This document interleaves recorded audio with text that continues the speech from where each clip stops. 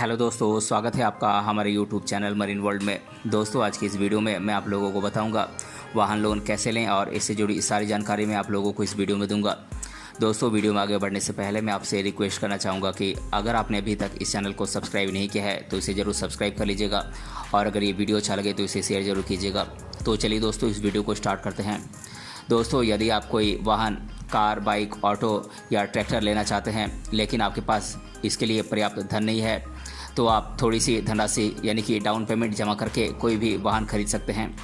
भारत में आज बहुत सी ऐसी फाइनेंस कंपनियां और बैंकें हैं जो आसानी से भारत के नागरिकों को वाहन लोन उपलब्ध कराती हैं। आजकल फाइनेंस कंपनियां वाहन की कीमत का 80% तक फाइनेंस करती हैं, मतलब कि आपको मूल कीमत का सिर्फ 20% ही डाउन पेमेंट के रूप में जमा करना होता है, बाकी आप बाद की किस्तों में जमा कर सकते हैं। दोस्तों, यदि आप भी कोई वाहन लेना चाहते हैं लेकिन आपके पास पर्याप्त धनराशि नहीं है तो आप भी वाहन लोन प्राप्त कर सकते हैं। वाहन लोन कैसे प्राप्त किया जा सकता है, वाहन लोन कैसे प्राप्त करें, वाहन लोन लेने के लिए क्या करें, वाहन लोन कैसे पाएँ, वाहन लोन कैसे मिलेगा और इसके लिए कौन कौन से डॉक्यूमेंट्स की आवश्यकता होगी, इसकी पूरी जानकारी आप लोगों को आज की इस वीडियो में मिलेगी।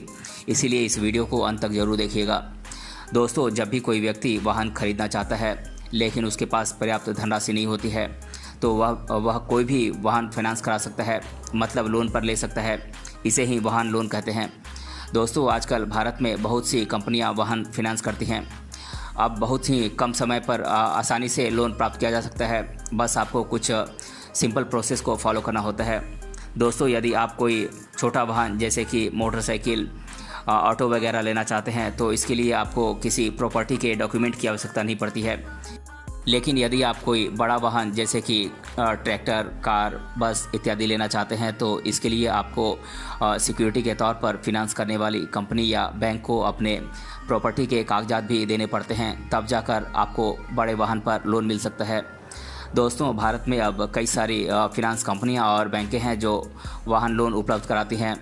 बात करें भारत की प्रमुख फिनांस कंपनियां और बैंकों की जो वाहन लोन उपलब्ध कराती हैं तो ये हैं axis bank, bank of Baroda, bank of India, central bank, Canara bank, HDFC, ICICI bank, Mahindra finance, SBI vehicle loan, union bank, Vijaya bank इत्यादि। दोस्तों, वाहन लोन पर लगने वाली ब्याज दर हर फिनांस कंपनी और बैंकों की अलग अलग होती है।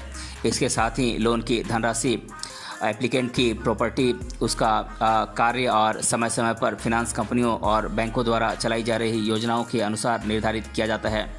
इसके साथ ही लोन की अदायगी का समय वाहन लोन के ब्याज पर काफ़ी प्रभाव डालता है। साधारण तौर पर सभी बैंकों की ब्याज दर 7% से लेकर 15% तक हो सकती है।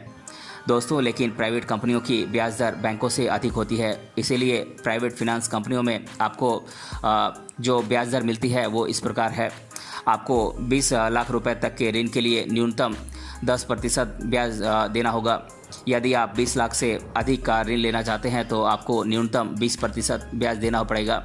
यदि आप कोई पुराना वाहन लेना चाहते हैं तो आपको इसके लिए ज़्यादा ब्याज देना होगा। पुराने या सेकेंड हैंड वाहनों के लिए न्यूनतम 25% ब्याज देना पड़ सकता है। दोस्तों, वाहन लोन प्राप्त करने के लिए आपको कुछ पात्रता मापदंडों को पूरा करना होता है, यानी कि कुछ एलिजिबिलिटीज़ होती हैं, उसके अनुसार ही आपको वाहन लोन मिलता है, जिससे आपको आसानी से किसी भी व्हीकल के लिए लोन आसानी से मिल सकता है। वाहन लोन के लिए ये मापदंड हैं। प्राइवेट और कॉमर्शियल दोनों तरह के वाहन लोन लेने के लिए आवेदक की उम्र 18 साल से 65 साल के बीच होनी चाहिए।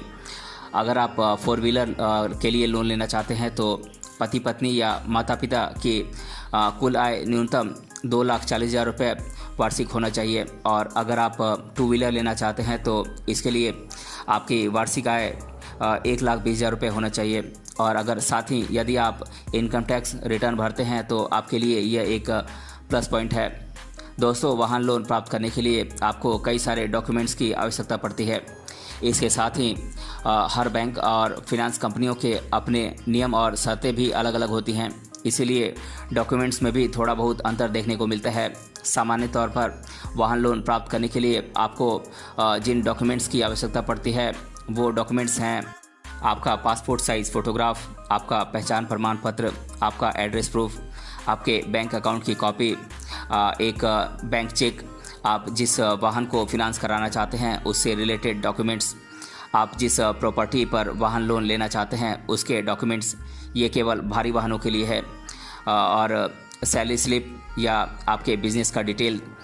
दोस्तों, यदि आप कोई भारी वाहन जैसे कि ट्रैक्टर, कार, बस वगैरह खरीदना चाहते हैं तो आप अपनी प्रॉपर्टी पर वाहन लोन ले सकते हैं। आमतौर पर फिनांस कंपनी या बैंकों द्वारा प्रॉपर्टी के मार्केट वैल्यू का 70 से 80% तक वाहन लोन दिया जाता है। इसके लिए सभी बैंकों और फिनांस कंपनियों के अपने अपने नियम और शर्तें अलग अलग होती हैं। इसके बारे में आप अधिक जानकारी संबंधित फिनांस कंपनी या बैंकों से प्राप्त कर सकते हैं। दोस्तों, यदि आप किसी प्राइवेट कंपनी से वाहन लोन प्राप्त करना चाहते हैं तो आपको बहुत ही कम समय में वाहन लोन मिल जाता है। लेकिन यदि आप किसी बैंक से वाहन लोन प्राप्त करना चाहते हैं तो इसके लिए 1 हफ्ते तक का समय लग सकता है। प्राइवेट फिनांस कंपनियों की ब्याज दर और बैंकों की ब्याज दर में थोड़ा अंतर होता है। दोस्तों, लोन लेने से पहले यह भी सुनिश्चित करना आवश्यक है कि आपको यह लोन कितने समय में भुगतान करना होगा। वाहन लोन की किस्तें लोन लेने के महीने से अगले महीने अर्थात दूसरे महीने से एक समान मासिक किस्तों में भुगतान करना होता है। किस्तें आप अपने अनुसार सेलेक्ट कर सकते हैं, लेकिन ऋणी की उम्र 70 साल होने तक ही किस्त बनेगी। बात करें 2 व्हीलर्स की तो इसमें अधिकतम 60 महीनों तक की किस्त बनती है और 4 व्हीलर्स के लिए अधिकतम 84 महीने तक की किस्त बनती है। अगर आप पुराने 4 व्हीलर जो कि 3 वर्षों तक पुराना हो तो उसके लिए अधिकतम 60 महीने तक की किस्त बनेगी। और अगर आप 3 वर्षों से अधिक पुराने किसी 4 व्हीलर के लिए लोन लेना चाहते हैं तो उसके लिए अधिकतम 48 महीने तक की किस्त बनेगी। और अगर आप स्थिर ब्याज दर के विकल्प पर अगर आप किसी नए या पुराने 4 व्हीलर या 2 व्हीलर के लिए लोन लेना चाहते हैं तो अधिकतम 36 महीने तक की किस्त बनेगी।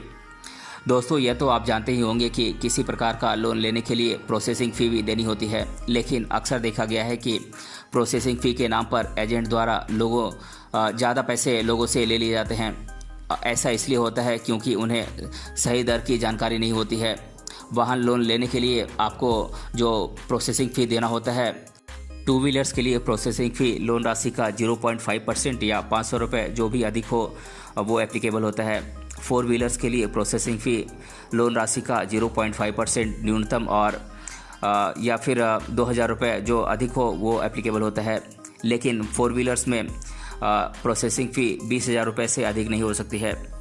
दोस्तों, अब मैं आप लोगों को वाहन लोन लेने के लिए लोगों द्वारा अधिकतर बार पूछे जाने वाले प्रश्नों को मैं आप लोगों के साथ डिस्कस कर दे रहा हूँ। पहला प्रश्न है, वाहन लोन लेने के लिए प्रोसेसिंग फ़ी कितना देना होता है? तो दोस्तों, मैं आप लोगों को बता दूं कि अगर आप वाहन लोन 2 व्हीलर या 4 व्हीलर लेते हैं तो आपके लिए आपको कुछ प्रोसेसिंग फ़ी देनी होती है। 2 व्हीलर्स के लिए न्यूनतम 500 रुपये प्रोसेसिंग फ़ी होती है। वहीं 4 व्हीलर्स के लिए आपको 2000 रुपये से लेकर 20,000 रुपये तक का शुल्क देना पड़ सकता है। दूसरा प्रश्न है, क्या वाहन लोन लेने के लिए प्रॉपर्टी का होना ज़रूरी है? तो दोस्तों, मैं आप लोगों को बता दूं कि जी नहीं, किसी भी बैंक या फिनांस कंपनी से लोन लेने के लिए किसी भी प्रॉपर्टी या प्रॉपर्टी डॉक्यूमेंट्स की आवश्यकता नहीं पड़ती है। तीसरा प्रश्न है, वाहन लोन प्रदान करने वाली फिनांस कंपनियां और बैंकें कौन कौन सी हैं? तो दोस्तों, मैं आप लोगों को बता दूं कि वाहन लोन प्रदान करने वाली फिनांस कंपनी और बैंकें हैं bank of Baroda, bank of India, central bank, Canara bank, HDFC bank, ICICI bank, Mahindra finance आदि बहुत सारी कंपनियां और बैंकें हैं जिनसे आप आसानी से वाहन लोन प्राप्त कर सकते हैं। चौथा प्रश्न है, वाहन लोन कितना प्राप्त कर सकते हैं? तो दोस्तों, मैं आप लोगों को बता दूं कि आप कार की कीमत का 80% तक लोन प्राप्त कर सकते हैं। तो दोस्तों, आज के इस वीडियो में हमने जाना वाहन लोन क्या है और वाहन लोन कैसे लें, इसके बारे में मैंने आप लोगों को डिटेल से जानकारी दी है। अगर ये वीडियो आपको पसंद आया है तो अपने फ्रेंड्स तक इसे ज़रूर शेयर करें और हमें कमेंट बॉक्स में कमेंट करके बताएं कि ये वीडियो आपको कैसा लगा। मिलते हैं अगले वीडियो में किसी अन्य टॉपिक के साथ। तब तक के लिए धन्यवाद।